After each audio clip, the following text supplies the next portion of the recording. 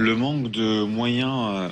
On a l'impression, Rocco Contento, qu'on raconte la même chose depuis des années, que rien n'avance. Est-ce que les annonces du gouvernement sur quelques effectifs qui arrivent dans les commissariats en France, ça vous satisfait? Ça ne suffira pas. Notre ministre de l'Intérieur, avant tout, c'est un homme politique. Donc à chaque fois qu'il se déplace, il s'est déplacé à Toulouse, il a fait une annonce, plus 10 policiers. Il se déplace à Toulouse, plus 111 policiers. Voilà, ça c'est des coups de com'. On verra si ces policiers arrivent. Mais au-delà de tout ça, le scénario qu'on voit à Bordeaux, vous pouvez le décliner à Toulouse, vous pouvez le décliner à Nice, à Toulon et aussi à Paris.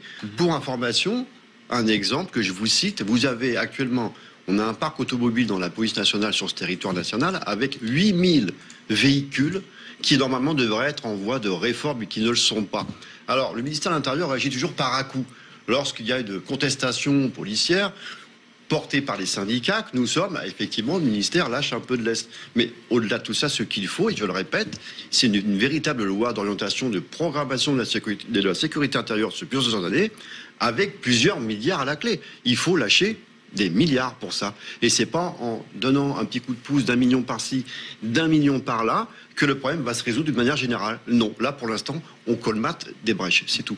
Guillaume Bigot, le constat il est édifiant depuis ce matin. On le fait presque toutes les semaines, ce constat. Mais le coût des voitures à Lyon, 4 sur 20 en service. Perrine Salé nous disait tout à l'heure également sur ce plateau que dans certaines voitures à Paris, il y a même des trous dans le plancher. Donc voilà, c'est édifiant. C'est pire que ça, parce que si vous regardez, c'est édifiant, bien sûr, si vous regardez dans le détail, si vous faites un zoom et que vous prenez encore plus de recul, c'est pire. C'est-à-dire qu'il y a trois indigences. Il y a une indigence des effectifs, il y a une indigence matérielle, ça a été dit tout à l'heure, et il y a une indigence juridique.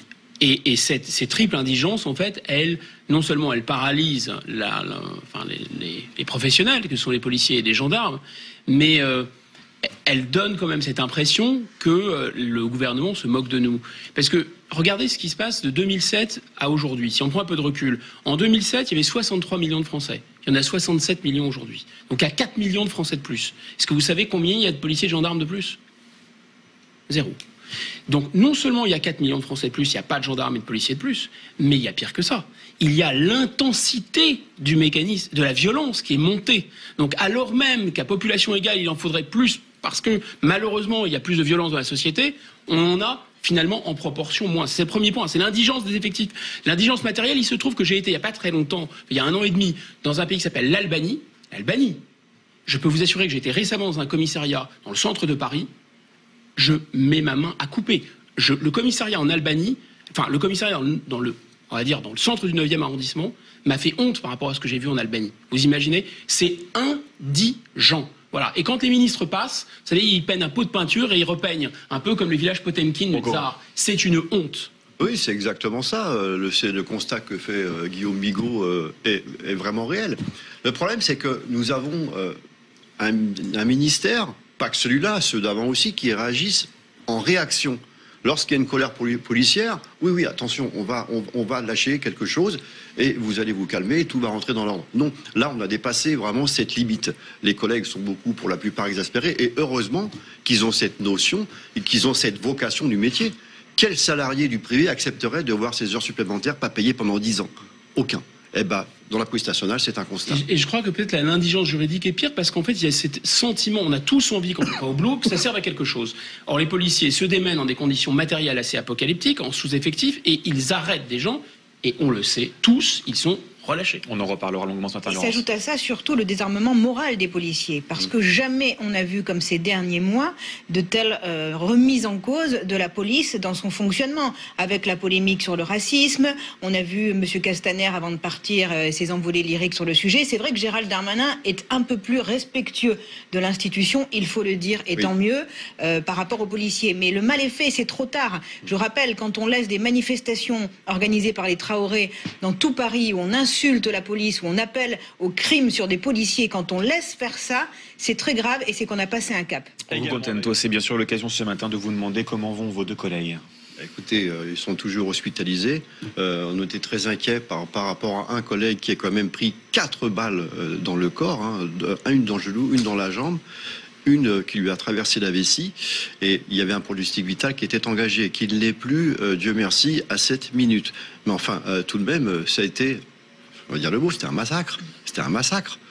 Les collègues se sont fait massacrer et on est très étonné qu'il n'ait pas été tué par cette violence inouïe. Et d'ailleurs, cette personne qui s'est rendue en garde à vue, vous savez, sa photo circulait déjà sur tous les réseaux sociaux. Il s'est dit, je vais me faire cueillir dans pas trop longtemps, mais il a été formellement reconnu comme agresseur par un des 2 collègues blessés.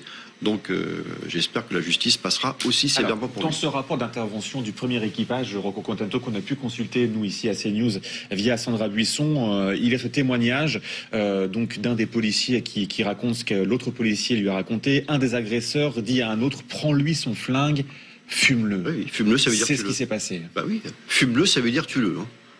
Donc là, Dieu merci, ils n'auront pas tiré dans des parties dans le cœur ou dans la tête, mais enfin... Il y a un collègue qui a pris une balle dans le genou, qui a le genou complètement explosé. On a même parlé d'amputation. On ne sait même pas s'il va remarcher un jour.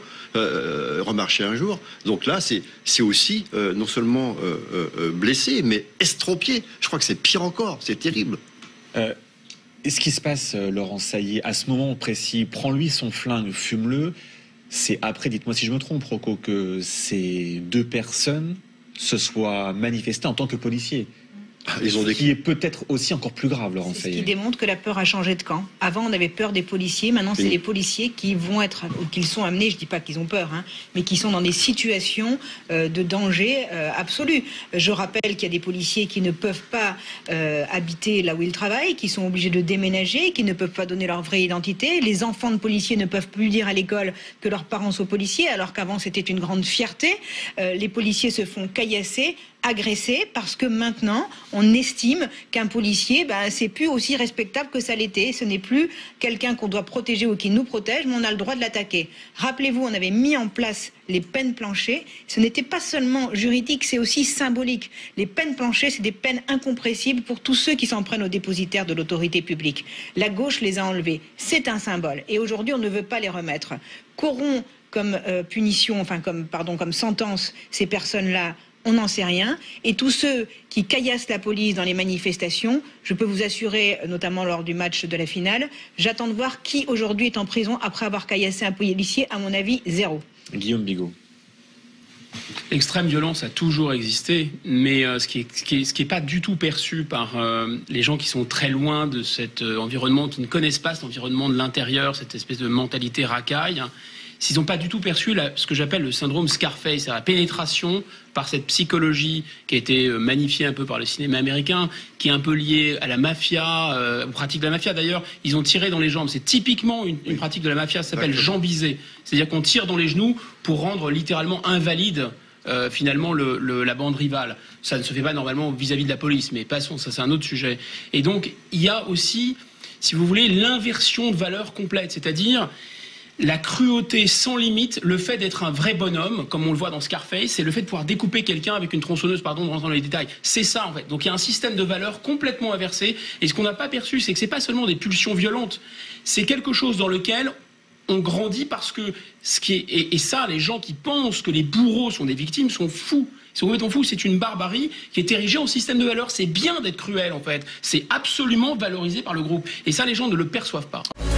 Retrouvez toute notre actualité sur videopolice.com, la chaîne YouTube d'Unité SGP Police.